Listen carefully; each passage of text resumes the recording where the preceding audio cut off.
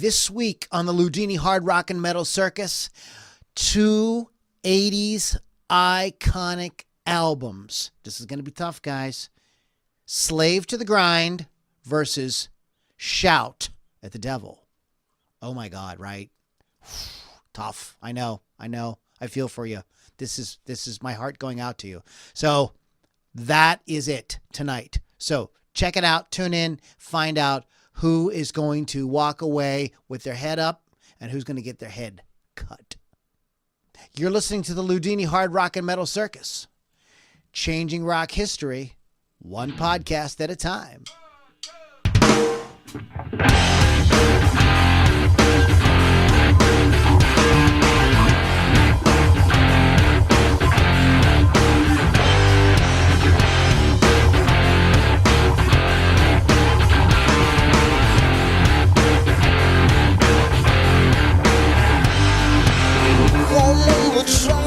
All right, everybody, boys and girls, moms and dads, children of all ages, welcome back to the Loudini Hard Rock and Metal Circus. My name is Lou Lombardi, a.k.a.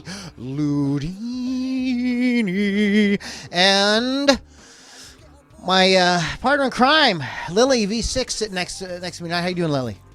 Wonderful. My hair's all over the place. But yes, wonderful. You look wonderful tonight. You don't even like him. I know. Anywho's, we are live here on Facebook with Rock Rage Radio. Special shout out to Rock Rage Radio for bringing us in, making us part of the family. Go to rockrageradio.com. There's tons of great music there. Just stream the thing, like get the app and you can just listen to us. If you're listening to us on Rock Rage Radio, it's Sunday. If you're watching us live, it is Tuesday. So it's important, to kind of get in with the live thing. You can, get a head start on anything. So check it out. I know, and you can get more details at our website at LoudiniRockandRollCircus.com. Check it out. Tons of great podcasts there.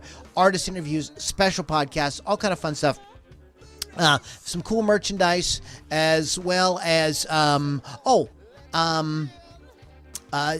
more information about how you can hang out with us live.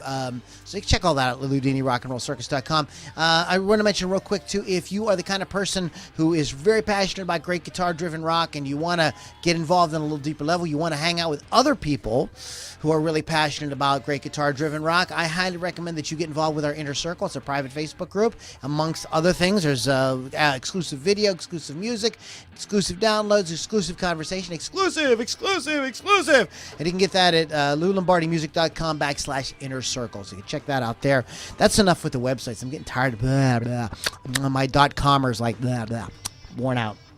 So anyway, we are back, and we have a cool show for you guys tonight. And is anybody watching with us live so far? We do have some people. Who's checking us out? We got Mikey Mixter, Eric Ernst, Chris Thunderwolf and Raven, Jerry Chambers, Sean King, Sean Connery, Rock Rage Radio Asia. Ooh, we're reaching all the way out there. Awesome. And Isaiah Lee. All right. Jeffrey Ayers. All right, Jeffrey, Isaiah, guys, thanks so much for hanging out with us live tonight. If you're listening on Rock Rage Radio on Sunday, you're probably just getting out of church right now on your way to Eaton Park or Bob Evans or Donut Connection, or wherever you Dunkin', like to go. I don't know what you people Krispy Kreme if you're in the South or Canada. I don't know. But in any case, so check it out. And there's an opportunity there, right there, to get a shout out by hanging out with us live. So I did some. What did you do this week? Did you do anything fun this week? I did. I'm going to ask you. I know. I'm sorry. Saturday was a blur. I went to go see Losing September, and at Kendry's Lounge all the way in Aliquippa, but it was a good time. Rang up a pretty big bar tab. Thanks, sister. Nice. For doing that. That's what sisters are. But for. I was feeling like Death Sunday, so it must have been a really good time. The Losing September band is really awesome. They're great. Okay, cool. So where was that show? Kendry's. In Aliquippa. Oh, wow, yeah. Yeah, pretty far away. But it's a great venue. Mm-hmm. It's huge. They got a nice stage, a nice bar. They got food. Also, they opened for Mush Cup, who were interesting. I liked them a lot. I didn't like the name, but I liked the Mush Cup. Yeah, I kept saying that too. Mush. And 50 Caliber Dream opened for them. Wow, this is like everybody's opening. Everybody did that. Okay, so I will tell you a little bit about what I did this weekend. I saw 2 awesome freaking movies. I think I told you guys I've missed Bohemian Rhapsody 3 weeks in a row. 3. Didn't ended up going to see Suspiria the first weekend. The second weekend, it was sold out. Mm-hmm.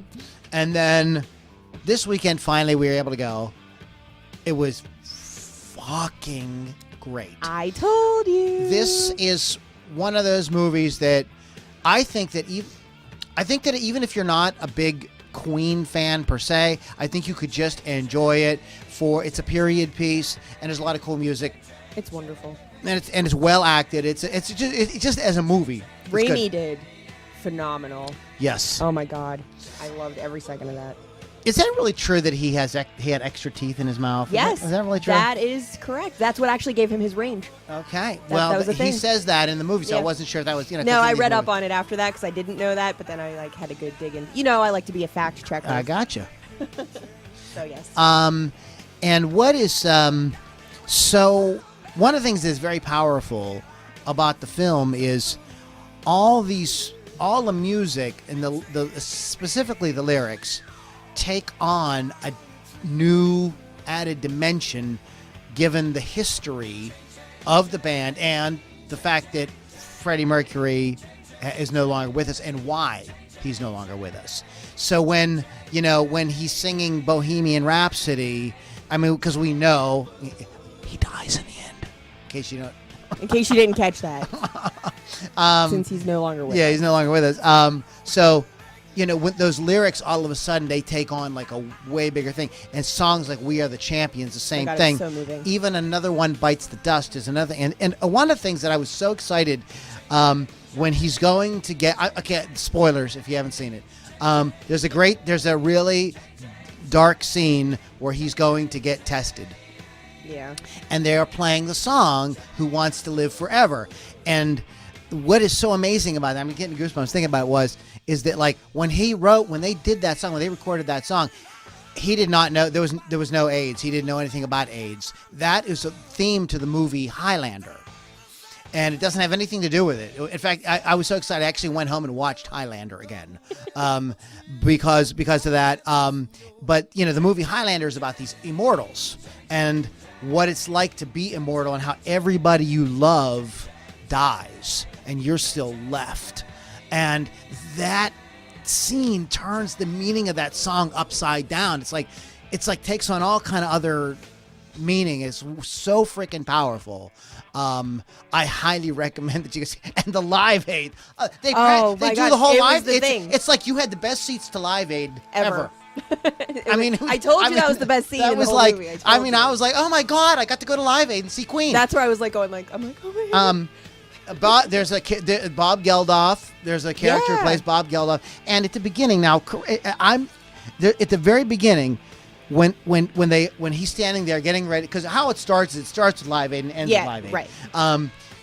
He's getting ready to go on stage, and they open, and as he's walking up the stairs, a band is coming off the stage and walking down. Is that supposed to be you too? I think so. Yeah. I was like, Sharon, I think it's you too.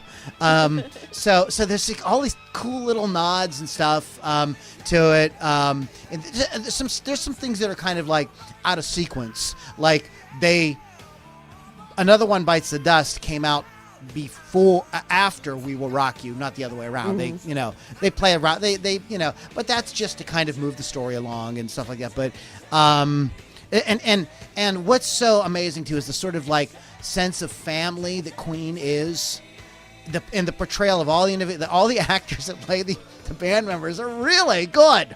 The dude, that guy plays Brian May. He looks just like him. Looks identical. All of them. And they're good actors. Like, it's good. Yeah. It's not just like, it's everything about it. And there's a lot of humor in it, and the way that, just like they really communicate that sort of sense of like brotherhood and family within the band that happened with them. I'm gonna, so if you haven't seen it, really you owe it, especially if you're a music fan at all. You really should go see it on the big screen and sit up close. We sat up really close. We were pretty close. Yeah. So it was like, I felt like I was looking up at the stage Yeah. the whole time. It was just. Did you notice Mike Myers' character? Yeah. Did you notice right away? Because it took me immediately. a while. Yeah. I picked it out right away. like, wait a minute. I picked him out right away. Mike Myers has a part in it. He's all like disguised. He's in heavy makeup. You can't really tell right off the bat, but it's just freaking amazing. It's tragic but triumphant, and It's just so good. yeah, it's so moving. Yeah, it's good. I mean, that's like I could see that being nominated at least for Academy Award. I would hope. I mean, Christ. Probably won't I mean, because it's music, but- just freaking amazing. So, anyhow, I saw a Bohemian Rhapsody. I saw another great movie too. And I'm sorry Keith isn't here. I saw the movie Overlord, which is imagine this. Imagine if Saving Private Ryan was a suspense thriller horror. This movie has a giant scale. There's it's a big special effects movie.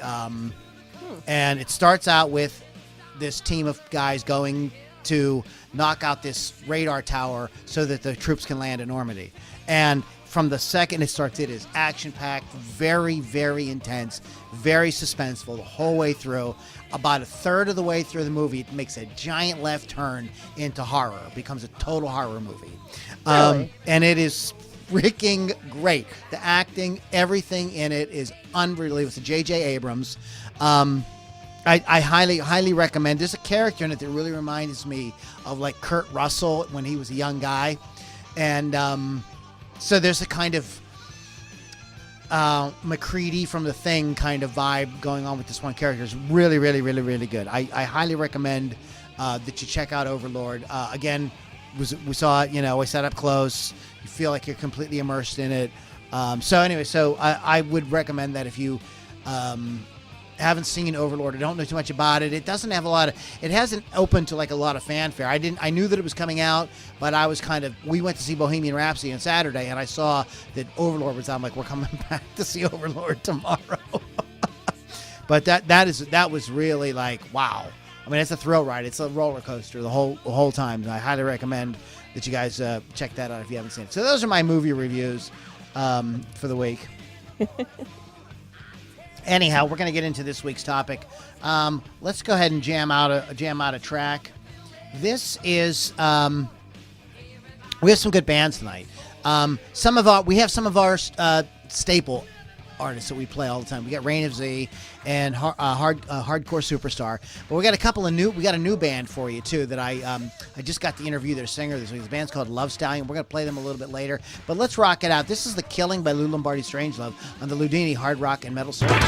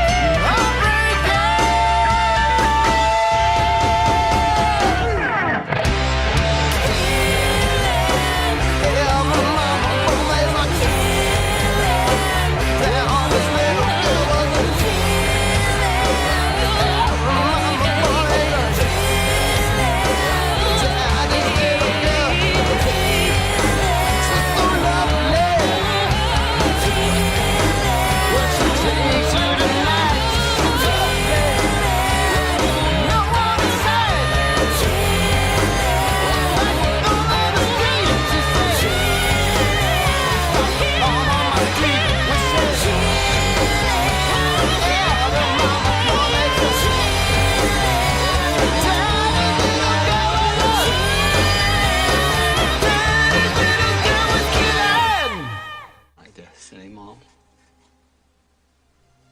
You're gonna have to figure that out for yourself. Life is a box of chocolates, Forrest. You never know what you're gonna get. And you never know what you're going to get on the Loudini Hard Rock and Metal Circus. You really don't. Hard rock and heavy metal are like a box of chocolates. Wow. Yeah, And sometimes. there's a T-shirt. Yep. Yeah, there you are. Oh, and we are working on that Balls Deep. Balls Deep. Yeah, we're working on it. I'm talking to some artists. We're going to have it out. But you guys are going to have to be a member on our Patreon in order to get it. It's not going to be regular. Exclusive. Yes, it's going to be exclusive shit. So I'm giving you a preview. We're going to be launching all that, the Patreon and all kind of cool stuff for you guys. First, it's going to be up and running by January 1. We'll do an official announcement and stuff, at the beginning of the year. So just kind of be aware of that. There's going to be some cool stuff there, but it's only going to be for those of you that are, really want to get involved with this and really help us, because I got all kind of stuff going on. I'm releasing records, and we're gonna have a new song each month in 2019. A couple of different EPs are going to get released. Both are going to be condensed into EPs with multiple mixes, alternate stuff, booklets, all kind of cool stuff, great artwork. So there's a lot of cool stuff coming in 2019. So stick around. You're going to like it. So, well, let's talk a little bit about tonight's topic. So is it Skid Row's Slave to the Grind or Shot of the Devil? That's the sort of shootout we're having tonight between those two records. Bang, bang, bang. And down you go. So let's start with a little bit of, because Lily is all about that 80s, Team 80s rock over here.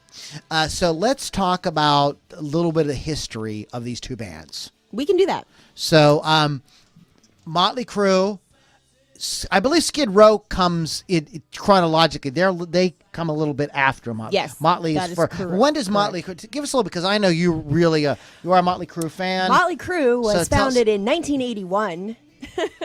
The best year ever, by the way, because it's the year I was born. Founded by Nikki Sixx, Tommy Lee, Vince Neil, and Mick Mars, of course. West Hollywood. They actually stole Vince Neil from another band. Specifically, that's their second studio album that they came out with. What was their first record? Was it self-titled or? Too Fast for Love. Too Fast for Love. Too Fast for Love. It was Too Fast for Love was their first one. This is their second studio album. Came out September 1983. I was 2 years old when this was released, guys. 2 years old. But people consider this their breakthrough album. The first one was kind of, a little more cheesy sort of stuff, but this was their breakthrough album, so they say. And they had 4 different singles come out of this album, which was Shout of the Devil, Looks That Kill, Too Young to Fall in Love, and Helter Skelter, which is obviously a remake. But good song. I like that version. The I like Beatles. the Beatles, yes. Did you want me to talk more about this particular album or just the band itself? So let's give us a little bit of give us a sort of Reader's Digest history of Motley Crue. Oh my gosh, you want me to do so many things. So But you love them. I thought do you love would them. I this know right there's up your so many alley. things to talk about. Give us a few, just kind of give us a sort of overview, because they have just finished up last year or the year before their last. Yeah, they quit Well, they quit my birthday was their last show. Was it 2 years ago now? Something like that. Yeah, they were December 31st of whatever 2 years ago it was now. 16 was their last showing, and that's super sad. But throughout the history, they actually have changed lead singers from Vince Neil to John Corabi for a little while, which didn't really work out. So they fired Corabi, got Vince Neil back. Well, was he booted because of bad behavior, like drugs and stuff? Corabi? No. Oh, Vince and Nikki just really didn't get along, and yes, he did a lot of drugs and drank a lot, and kind of didn't show up to rehearsals. Him and Nikki fought all the time, and it is Nikki. So people say it is Nikki's band. He writes all the songs. I did not know that. You didn't really? I did not know that. Yeah, he wrote all the songs. He actually, if you listen to some of the old demos, they're completely different songs. He rewrote them to fit Vince's voice. Wow. Yeah. Okay, I have more respect now for Nikki Sixx. Yeah, he's a really good songwriter. He's very passionate about this project. I just want to kind of throw this out. Real quick, speaking of Nikki Sixx, there's a great Nikki Sixx has a great YouTube channel that I love. It's called My Favorite Riff, and he invites on like everybody. Like he has Joe Bonamassa on there, like everybody, and they just talk about like favorite riffs, and they'll play a little bit and talk about music and guitars and just whatever. Slash, like just like anybody you can imagine is on there. So if you haven't seen My Favorite Riff with Nikki V6, check it out. Go ahead. So I did not realize Frank that was Farana. Yeah, it's basically Nikki's band now. When Nikki started out, he wanted to be in a band so bad because he was so different. He just wanted to be popular. He had a horrible home life. His father hated him, this whole thing. That's why I changed his name, actually. And so he went and bought a guitar. Well, he ended up buying the wrong guitar. He didn't know what he was looking for. So he went and bought a guitar. So he ended up stealing the correct guitar and then forming this band of Motley Crue. And basically they started out like no gigs, as bands do. Of course. They were starving. They were eating hot dogs that their groupies were getting them, playing at places like... Why? Groupie dogs. Yeah, groupie dogs. I know, that sounds gross. There's a doesn't it? band name. And after these couple of albums, they just blew up and everybody loved them, and they were doing the costumes, and even other bands were like, we got to dress like Motley Crue because they're getting all the chicks, they're getting all the record deals because they're dressing up, which isn't necessarily true, but that helped, I guess. Do that, and well, it was there's a documentary on Netflix about the starting of the LA scene. Yeah. And which Motley Crue was a huge part of the beginning of that.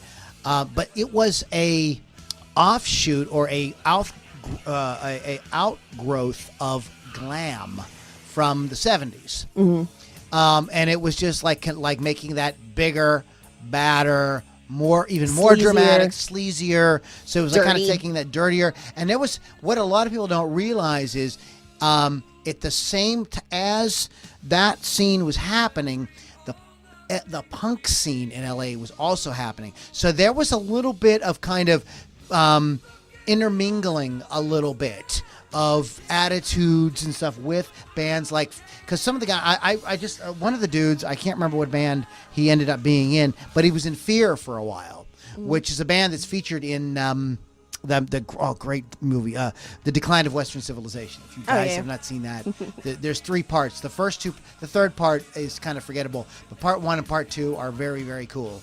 But they talk more in depth about that. But there's a great documentary about the LA scene, which Motley Crue was a big part of. What you should read, if anyone has not read it, it's good. Read the dirt. They're actually making a movie out of it that was filmed in New Orleans not long ago.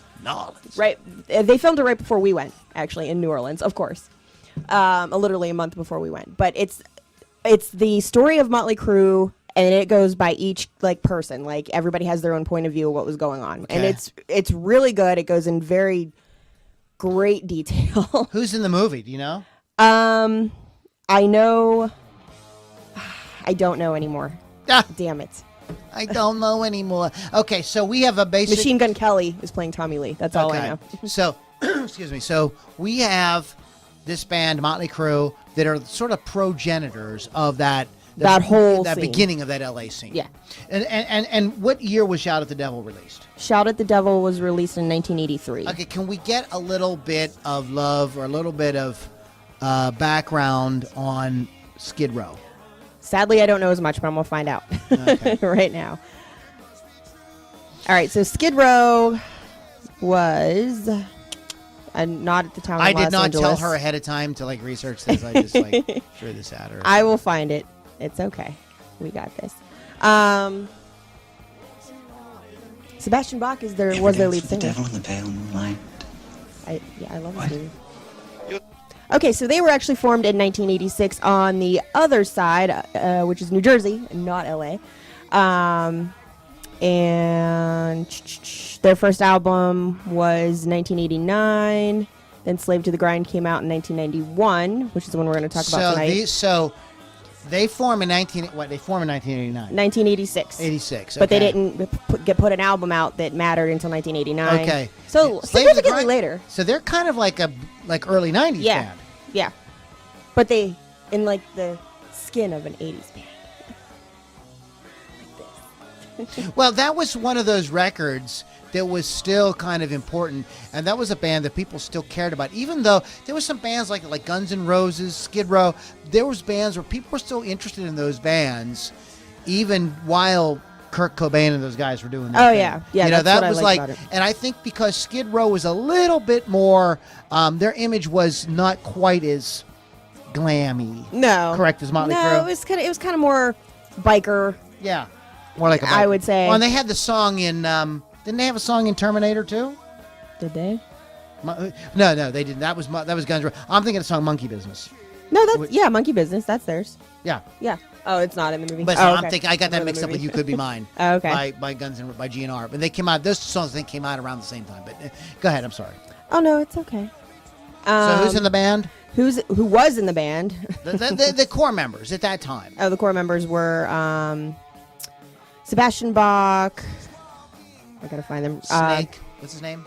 Snake. Rachel Bolin, Dave Sabo, Dave Snake Scotty Sabo, Hill. yeah. Okay. And they do have a new vocalist now, obviously, because Skid Row is not the old Skid Row. But Sebastian Bach was their leader at the time. Very beautiful at the time. Long mane and very badass. And everybody loved him, of Great course. voice. Fantastic voice. It's still good. It's still a good voice to this day. I would still go see it. A little bit of history here. Actually, Sebastian Bach replaced the original lead singer, Matt Fallon, after the band spotted Bach singing rock photographer Mark Weiss's wedding at the age of 18. And they asked him to join in 1987. 18 and life to go. Yeah, there it is. There, and boom goes the dynamite. So he was just a baby when he joined. And Eventually, though, their relationship with Sebastian Bach became untenable. They just couldn't deal with him. so they split off. They Skid split. Row does their own thing. Sebastian Bach does his Yeah. own thing. But guess what? It's all the same band. Yeah. Well, I mean, it's like I've seen them both. It was like, there was David Gilmour's Pink Floyd. Yeah. And there was Roger Waters' Pink Floyd, and they were touring at the same time. And actually, they opened for Motley Crue once. Surprise. In November 1989. With White Lion. Wait. Okay, so we have a little bit of history on both of those bands. And so when we come back after the next track, we're going to come back and we're going to talk more in depth about the album. We're going to kind of compare and contrast both of these iconic albums that are in very similar genres. I mean, Shout at the Devil is a pretty tough album as well. It's not as, I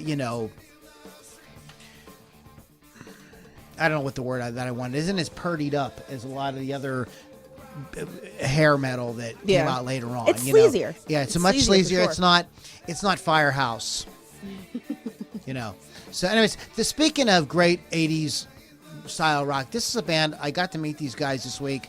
Aaron Hart's a really great dude, and his band Love Stallion. Like, check these guys out. Steel Panther is they're almost not really a parody. They're They're a little bit of a parody of that. But Love Stallion is the real deal. It's got younger guys that love great rock, and they put out this album called Unforgettable Ride. This is the single, slow release. Check it out. Love Stallion on the Loudini Hard Rock and Metal Circus.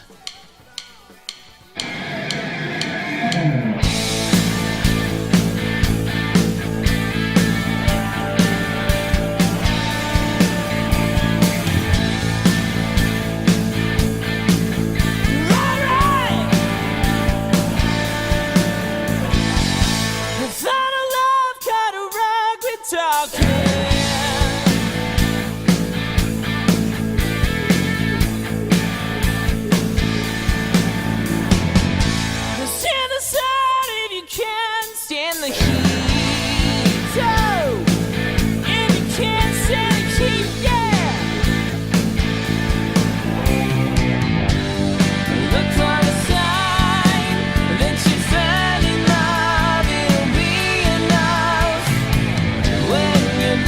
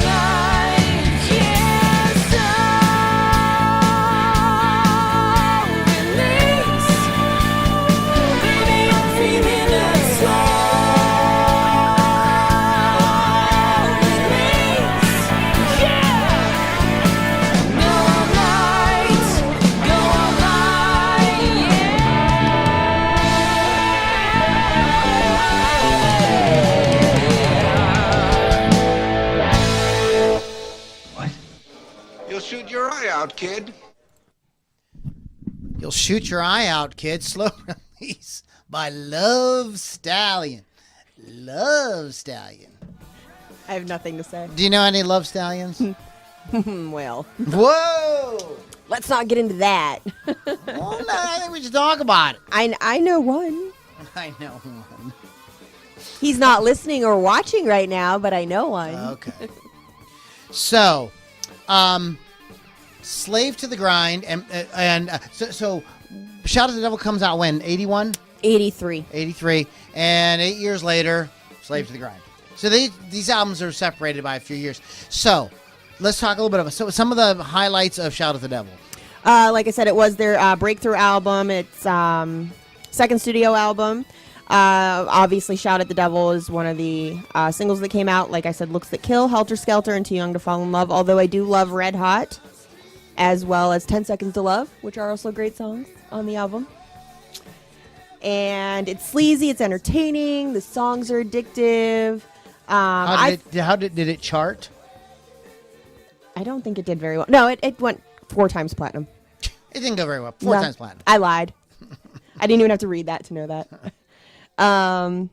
But here's the thing. It almost had 0 marketing, no advertising, no publicity. And why? They didn't think it was going to be anything, so they didn't bother to do it. The reason, what Nikki says is they put it out there. They, anytime they had a chance to talk about it, they talked about it. But other than that, nobody knew about it. Now, they were touring at this point, yes. Right? So they were promoting it while they were out on tour. Right. Now, some of you kids, that in those days, in 1983, the only way you could see a band, there was no, there was none of this YouTube, yeah, no. None of this internet. You had to go see them. And a buzz would start. They played around the West Coast. And then people around who were like close to the West Coast would say, you gotta check out this band Motley Crue. And then they were playing probably, Nevada and Oregon. Yeah, the states surrounding. You know what I mean? And it starts to work its way this way. Mm-hmm. Somebody finds their tape. This is what happened with Metallica and a lot of bands. Somebody finds their tape of their record, and there was a show in Pittsburgh at the time called the Metal Shop, mm-hmm. and they would play that harder edge, what was considered heavy metal at that time, at midnight. And it would gather a following. All of a sudden, they would find out, well, wait a minute, we have fans in Jersey, and we got fans in Rochester, and we got fans in Miami, and so they would start booking tours, and that's how hard it was. Yeah. Yeah. And like I said, no advertising, so none of the major radio stations were probably playing it. You would get on those specialty type shows, and that was about it. Now, MTV was a thing, though. Was it or was it not? It was a thing, but it was probably not. And these on a lot at that time. And these bands with the kind of crazy looks and stuff, they were perfect for MTV. Freaking perfect, because they were loud and obnoxious and big. They had the look. Looks that kill. The looks that kill. And that was on that record. That was on there. Okay, one of my favorite songs. She's got the looks that kill. There's a line in that song that I still don't know, and I was in a band that covered that song. You had to sing it. And there was the one line, I don't know what it was, but we thought he was saying she isn't over 14, and so we were like, yeah. So she isn't over 14. We'll have to listen to the song to. Oh my gosh! No, you can look up the lyrics now. Yeah, but on there was the none of Googles. that. Like, we didn't know anything. So I know. So that was one of those bands that worked really freaking hard, and that's what you had to do. And they really did. Too. Yeah. So and who worked on this with them? Did they work with a producer on this? I don't know if they were with that one guy. That one guy. I know. Oh I never God, can think Lily, of names. You're like Joe Motley Crue, and you don't know who produced it. I What know. I feel like, yeah, because it was their most prominent one. Producer was Tom Werman. I don't know that guy. WERMAN. So he's kind of not somebody that we really know. I really know. It's not like a Mutt Lang or one of those kind of people. It actually has a pretty down and dirty type of production. I think that record is kind of like It's gritty. kind of gritty. And it got horrible reviews. Really? Horrible reviews. I can't imagine. Says album is poor even by heavy metal standards. Ouch. Oh, I bet you're crying now that you said that. A little fun fact, though, about this album. It was actually going to be called Shout with the Devil. But Nikki was... Shout with the devil. Who was Come dating... on, devil, let's shout. Well, it was to be like with the devil instead of like at the devil because they were like, oh, let's worship Satan. Oh. But Nikki was dating Lita Ford at the time, and when they were living together, they saw like shit flying through the apartment and like forks going at the wall and stuff. So Nikki decided. Whoa, wait a minute, stop. Back so they up. said drugs. Stop. So you're saying that Lita Ford? First of all, we gotta stop. Oh, Stop okay. right here. Go ahead. Lita Ford and Nikki Sixx they actually had a relationship, like they actually lived together. Yeah, you didn't know that. And they lived in a freaking haunted house or something? Well, so they said because all the bad karma with all this like shouting at with the devil thing, they said they saw things flying in the house and all these paranormal things and everything. So Nikki said, why don't we change it to shout at the devil? That way it's like kind of like shouting the devil away and not bringing him into this. Yeah, we better get rid of this So devil he thought it was thing, some bad 'cause, juju, so he changed the name of it. Tell me about the album cover. Because isn't there There's wasn't a there a there's thing a about pen- there's a yeah, pentagram but there's on there. two. They did 2 album covers. So what was that about? That I don't know. What? I don't know about that. I don't care about album covers. It's really important. Are you sure? Yes, they had to get. I remember Did they have to they change did it? this with the pentagram on the front of it, and there was like, I don't know. So they did a thing to make it a little more palatable. Oh, to kind of Middle like America. Aerosmith did with. Yeah. So they had to do this. Yeah. They had this thing with their With 4 Nine faces on it. But the original album cover is just the pentagram. I think I have both of them, but I you know what? I think it's wrong for all those Christian people to like crap on him because if Nikki didn't even want it to be about that. I know he put the pentagram on there, but I think he just thought it was cool, to be honest. Well, I think that was a lot of it. I mean, I think the whole like devil thing in rock and metal has always just been It's about kind of a like thing. kind of just like being rebellious. It's a you know look. what I mean? Yeah. Yeah, It's a vibe, So- that's all. so I'm poo-pooing don't, on don't that. get yourselves too, calm down, everybody. he wasn't one of those people that like was into the occult and everything. He just liked drugs, like most normal people do. Okay. Most normal rock stars. And I just think it set the bar for a lot of the hair metal that came around after that. Do you guys know who Robert Christgau is? He wrote for Village Voice. I think he's written for Rolling Stone and stuff Oh, like yeah, that. yeah. He's in a lot of these like rock documentaries. For the most part, I think he's one of the biggest douchebags ever. Like, he's not even as like entertaining as Lester Bangs. And he's just like he hates everything. He just fucking hates everything. I mean, he likes early Springsteen and some stuff like that, but he pretty much fucking hates everything. And I probably wouldn't, if you put a guitar in his hand, he probably wouldn't know what the fuck. first thing. Yeah, you think, you know what I mean? So, he poo-pooed this, and a lot of people like that of that ilk. This was never going to appeal to the holier than thou, cooler than thou rock critic. No. This wasn't college rock. This was, the whole different scene.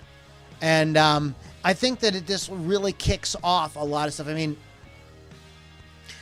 mean, this album, it just really became freaking iconic. It just became a touchstone from that era, and for bands that played that kind of music. There was a lot of comparisons to a lot of, if you were playing that kind of music, it was inside, you were in one of those LA bands, there was a lot of comparing you to Motley Crue. So, speaking of that, what about, let's talk a little bit about Slave to the Grind and bands that got compared to Motley Crue. And I think this is another band that kind of is a sort of like, second generation of, that sort of vibe. So what do you got? So Slave to the Grind was also Skid Row's second studio album, like Shout at the Devil. Came out much later, though, 1991. I was 10 years old, so I kind of remember when this one came out. Their singles on this album were Monkey Business, Slave to the Grind, Quicksand Jesus, and In a Darkened Room. And also Wasted Time was their ballad, of course. I also like Get the Fuck Out and Really? Psycho Love, of course. I had to say it. Much harsher than their first album. The first album was a little more poppy. They So the first album the one Skid Row. that has like Yeah. I Will Remember You and 18 in Life and those songs? Yes. Okay, right. And So they they're- kind they're- of heavied it up. They went the opposite, Yeah. which a lot of bands do. A lot of bands kind of like come out real rough and ready, and then they kind of like Ease it become in. They get Ease a it little up. more pop. I mean, Van Halen is a good example. A lot of bands kind of do this. It's not an unusual or uncommon thing for bands to do. Skid Row does the opposite. the opposite. And they were what they were trying to do was avoid the cliches of the normal bands. So that's what they were doing with that. It was the first heavy metal album to chart at #1 on the Billboard 200. So that's kind of cool. 2 times platinum. Did not receive any good airplay, like most metal songs didn't. But they did promote the album opening for Guns N' Roses for Use Your Illusion. So that's really good advertising, obviously, because Yeah. they're opening for Guns N' Roses. I always kind of thought of Skid Row as Guns N' Roses Jr. Yeah. Please don't be mad at me if you love Skid Row. I actually like this record. Monkey Business is a killer song. I covered a Skid Row song in a band. Da da da da da. We are the Youth Gone Wild. Yeah. Yeah, and that's a badass. I love that. I do love Skid Row very much. I do love all their songs. She loves them. There's a whole story behind that we're not talking about on the air. We can't tell you. Da, da, da, da. But then they also headlined the following year with Pantera and Soundgarden. So again, So they kind of were able to kind of bridge that. They were kind of a band. They that were was kind cool. of like a little rainbow bridge there between 90s and 80s. Right Yeah. there. So it kind of worked out. in the same way that kind of Guns N' Roses was. Right. Yes. Yeah. So that was a good thing that they opened for them because it kind of matched. I like when the music matches. Makes sense. I think that some of this, unfortunately, with some of these bands, was unfortunately the look and the sort of image that got portrayed on MTV. These guys, like you said, had a sort of more biker. It was a kind more of- biker look. kind It was of- more kind of leather, more jeans, kind of like what denims. Guns N' Roses was right. doing. Exactly. And Motley Crue Less glam. is if you will. 8 years before, and they had really ensconced themselves with that sort of glam. Like the high heels, the polka dotted suits, like Yeah. all the colors. Like they weren't just. It was not simple. Yeah. On all the makeup, like Skid Row really didn't do all of that crazy makeup. They had wore long makeup, hair. but That was about it. Yeah. I mean, and there were some bands from that era that kind of were, unfortunately, got lumped in with that. I shouldn't say unfortunately, because a lot of music is great, but in people's minds, I think, people kind of turned away from. Although they really weren't like that, like another band like that is Tesla, which is again had a sort of a more biker kind of vibe. Yeah. But they were kind of put in with that, kind of got written off, unfortunately. But in any case, times change. It's just what happens. It's just what happens. times You are can't- changing. and they've changed many times. So we've got these 2 albums. I know kind of which one I think, and I think they're both great. I kind of know where I'm leaning at this. I think Lily knows where she's leaning. I sure do. Let's. What we're gonna do is we're gonna play. What are we gonna do here? Hold on. Calm down. I'm Lily, calm. Lily, calm down. You're out of control. My tits are not calm, but I am. My tits. Ah, my tits are not calm. Because people say calm your tits all the time. I don't really know what that means. Okay. Let's listen to Hardcore Superstar. Superstar, wow. Superstar. Hardcore Superstar is a killer band. You Can't Kill Rock and Roll. Perfect. And then we're going to come back and we're going to give our pick for who we think kind of wins this round. Okay. So next week we're going to have another band. I kind of like these album shout outs. I think we're going to do a few of them. I like it. So anyway, this is Hardcore Superstar from Electric Rider. You Can't Kill Rock and Roll on the Loudini Hard Rock and Metal Circus. And I have some music news. Yeah, we'll do that.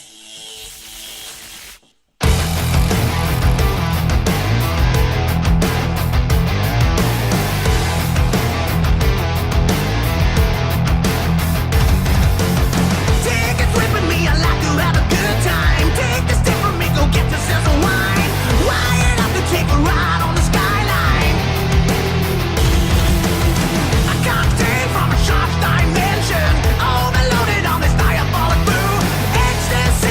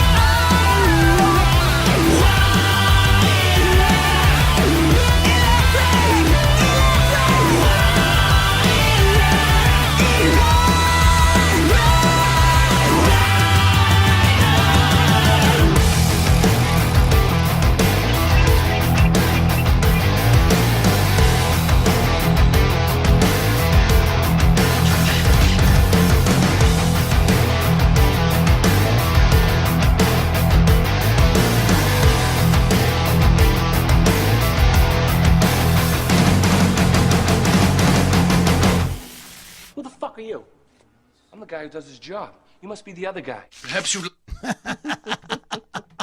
All right, that is Hardcore Superstar. Somebody was asking me. I didn't catch the name. It's Hardcore Superstar. Let's go ahead and throw some website info out there. Hardcore Superstar at hardcoresuperstar.com. Before that, we had Love Stallion. You can go to lovestallionrocks.com. Real rock and roll band, guys. This isn't some like parody Steel Panther thing. Real rock and roll band. This is real life. LoveStallionRocks.com. And we opened up with Lou Lombardi's Strangelove. You can go to LouLombardiMusic.com/Inner Circle. And we're going to be rounding out things a little bit later with Reign of Z. It is, we're coming up on the hour. And if you're listening to us on Rock Rage Radio, thank you. We love you. But you need to get with us on Facebook because we go a little bit longer. It's a little more looser. Some cool shit going on. So don't forget to check back with us, that you check us on Facebook. You get more info at LoudiniRockandRollCircus.com and please pick up some cool merchandise, stuff like that. If you'd like to get involved with our private community of people that love great guitar-driven rock, go to LouLombardiMusic.com/Inner Circle, and you can find out more about that. So we are going to pick our winner for when you're, with our little contest here between Slave to the Grind and Shout at the Devil. Slaves versus Shouts. I'm going to go with Shout at the Devil. What are you going to I know you think that's what I was going to pick, but I'm picking Slave to the Grind. Really? We got to have a united front. All right. Okay, so The other reason I'm picking, here's the reason I'm picking, can I just kind of give my reasoning a little bit, is because I feel that Shout at the Devil is a little more iconic. It's one of those albums that kind of kicks off an era, and a lot of other bands are trying to imitate and stuff like that. Slave to the Grind is a great album, great musicianship, but it doesn't have that same sort of, like I said, I think of Skid Row as kind of like Guns N' Roses Jr. Like, great, amazing band, killer. But whereas Shout at the Devil, Motley Crue are, in my opinion, for that era, are completely original. Okay. They've like grabbed onto the glam thing, mixed it all up, reinvented it, put it out for the MTV generation, and created these anthems like Shout at the Devil, and these just like amazing songs. That's all right. You know where I'm coming from? I get it. So I'm gonna give it to Shout at the Devil just because they're my boys. And I do love all the songs on there. I was going towards Slave to the Grind just because they came out when I could actually listen to the album when it was new. And they did change it up from poppy to a little heavier. So that's why I was kind of giving the edge to them. But I will give it to Shout the Devil because the reasoning is actually really good. So we're going to go with that. All right. So we're going to... It's not just because I like them. Yeah, right. And I wasn't saying that to patronize you. I know. Because I feel like it's a really important record. You're absolutely whether right. you personally like one band's sound or whatever, I'm just kind of trying to take a step back and kind of like say what record is a little bit more important. And they're both great, and we do these intentionally, guys. Like, we're not going to pick like Joe Blow versus Van Halen. Like, it's gonna be like we're gonna make it tough for everybody, okay, including ourselves. If Keith was here, we'd be rock and rolling around on the floor having a fist fight. Pretty much. So because Motley Crue's a little more influential than Skid Row. Yeah, let's give it to Crue. I think so too. I think so too. I have a suspicion. I could be wrong, and I've been wrong many times. At least you can admit it. I have a suspicion that we haven't really heard the last, because right now there is a bit of a for not just right now, but for a few years, and I think this kind of goes back to bands like the White Stripes and Jet, and some of these bands, all the way up through bands like Greta Van Fleet and Rival Sons. We have a sort of like relationship with the 70s. I suspect we're going to soon start hearing a generation of bands that are influenced by bands like Motley Crue and that sort of so, and it will be really interesting to hear what young people do with that sound and where they kind of take it and how they kind of like changes and stuff like that. So you'll have a slew of old groupies. I don't just saying. I don't think that it has completely seen its day. I mean, when I listen to it now again, because of everything that's happened, I'm hearing something in it that I didn't hear in 1983. So we'll see. Let's just kind of like put that in the back of our heads there. So the Shout at the Devil, the award goes to the Loudini Award goes to Shout at the Devil this week. We want to kind of do a few more fun things before we wrap up today's show and rock out with Reign of Z. So you said you got some trending news in hard rock and metal? I do have some things here in music news. So Vinnie Vincent, from Kiss and from Vinnie Kiss, Vincent Invasion? Yes, is postponing his December 7th and 8th comeback show due to additional scheduling and logistical requirements by the promoter. So fans will now have to wait longer to welcome him back to the stage. These shows in December were supposed to be his first concert performances in 30 years.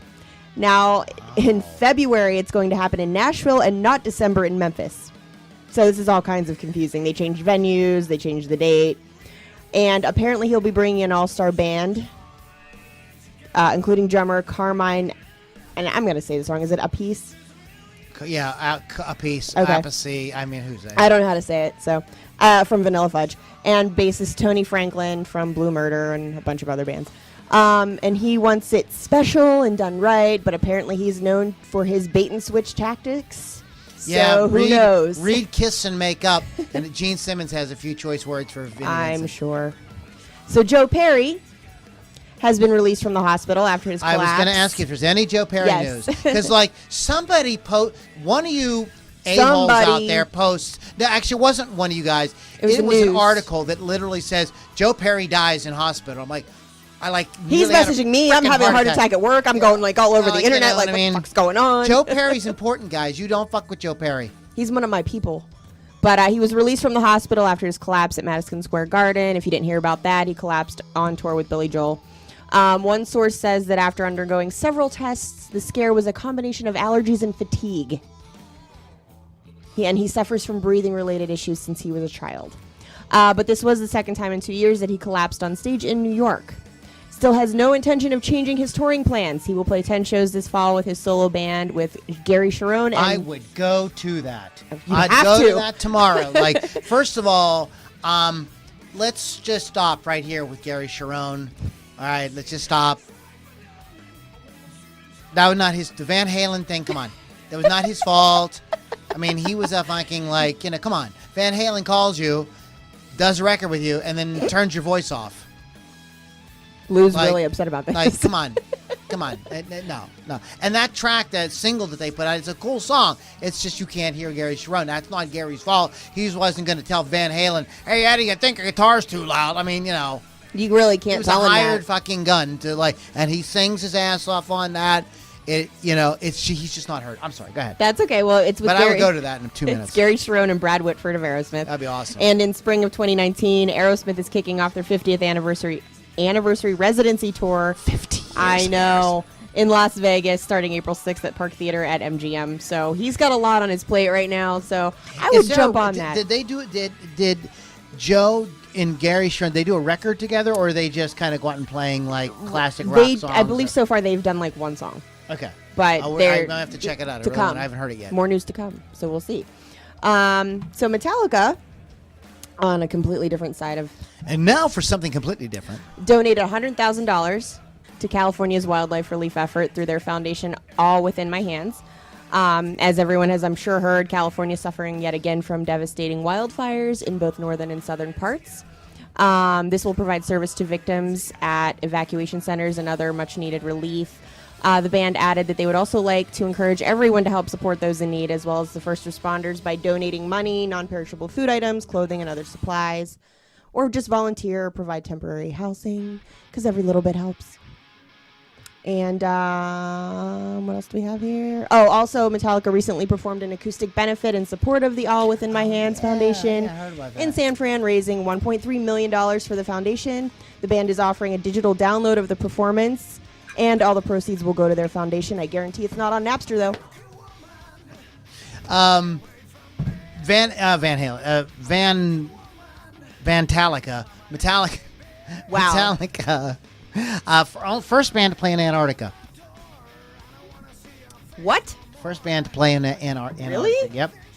There's a whole thing with Antarctica right now. There's like all kind of people going down there, and Why is it warm now? Well, no. Supposedly, there's been some big scientific discoveries that are going to be coming out very soon.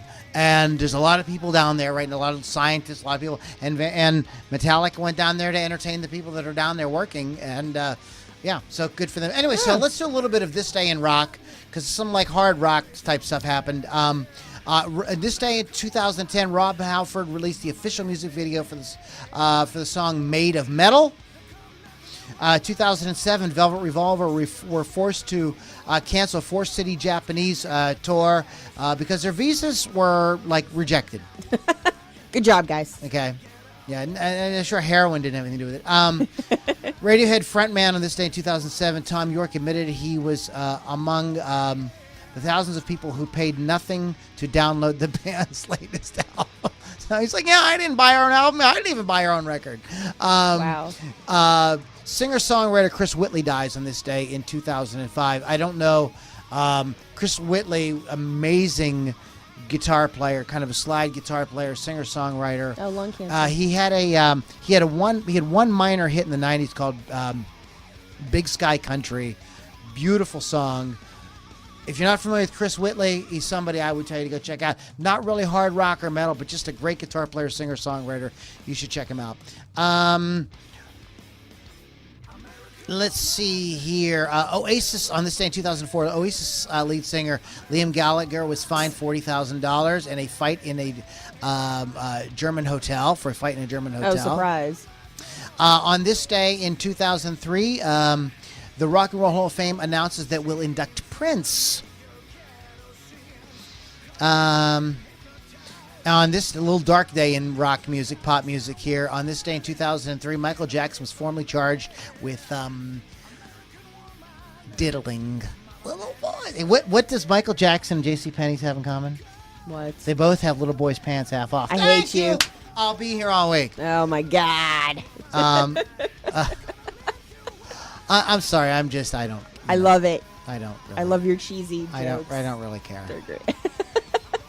I don't care about Michael Jackson's I don't. problems. I mean, I love Michael Jackson. I was a huge fan, but like, whatever. I'm one of these people that like, if I cared about like what rock stars' personal lives were, I would hate everybody. So right. like, I can't. They would all be like, yeah, I don't like anybody's personal life. I don't like anybody's politics. But we just like the music, man.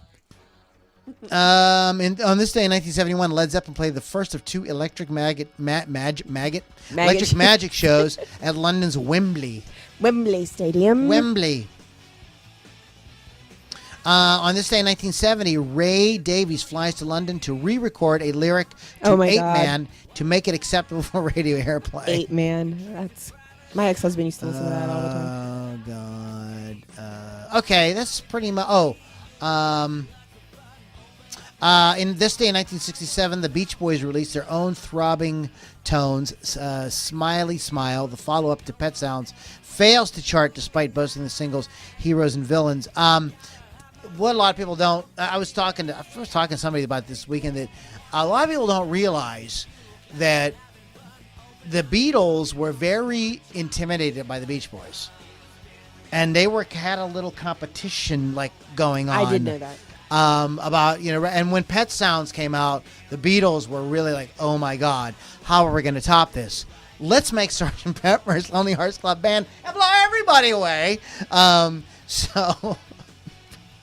Oh goodness gracious. Let me see. John Lennon. Where am I? Oh, John. That one's kind of. Yeah, okay. That's kind of stupid. Okay, on this day in 1954, Frank Marino, guitarist for Mahogany Rush, is born on this day in rock. Frank Marino, great. Eagles guitarist Joe Walsh was born on this day in 1947. So, guitarist Duane Allman is born on this day. Well, there's a lot. Everybody was born today. Yeah, I was not. It got born.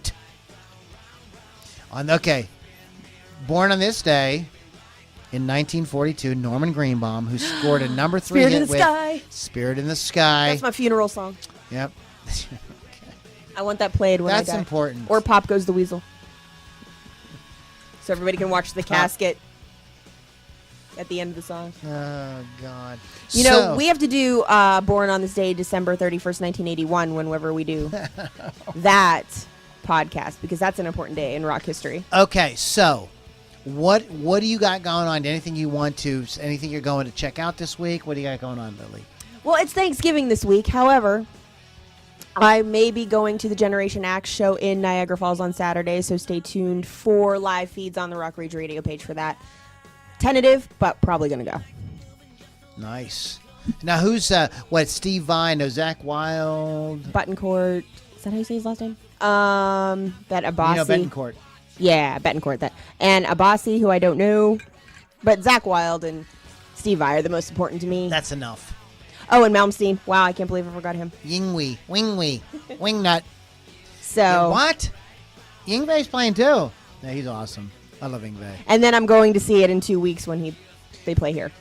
Like, the music that I play, that I make, sounds nothing like Yngwie at all. But I consider him a huge influence. Like, he's just got an amazing tone. Who's your technique. biggest influence?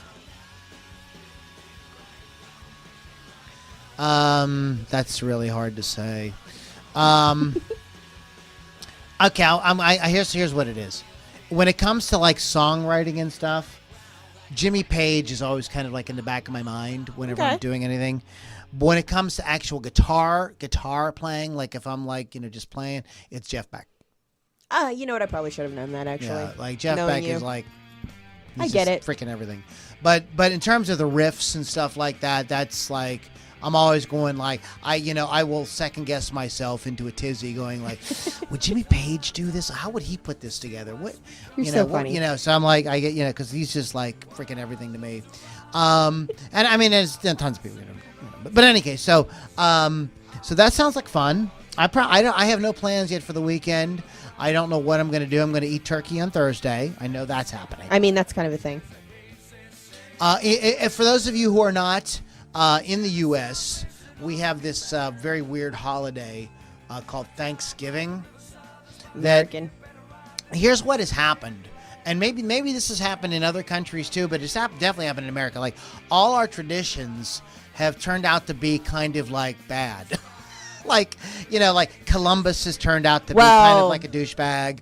And like the whole thing with like Thanksgiving and the Pilgrims on, that's turned out to be kind of like not too like, because so like people from other countries come over here and decide they're going to discover America when there were people already here. Just saying, guys, you British, I don't care. Native Americans were here first. Let's just start raping and pillaging and doing all the things. And this used to be an argument between me and my ex-husband because I'm Native American and he was British. Yeah, that would be a problem.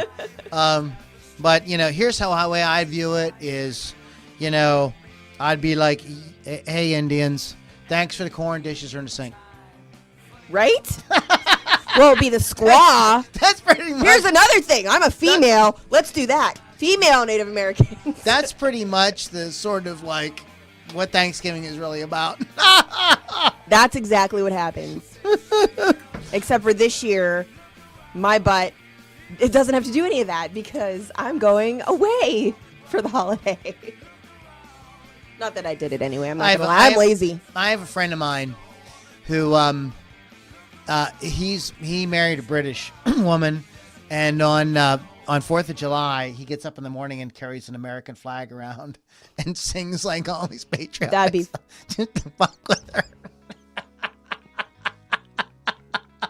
He's like, ha ha, you lost. I should have taken my ex-husband's head and be like, can I scalp you, sir? Oh, God. Yeah, scalp. There's that whole thing.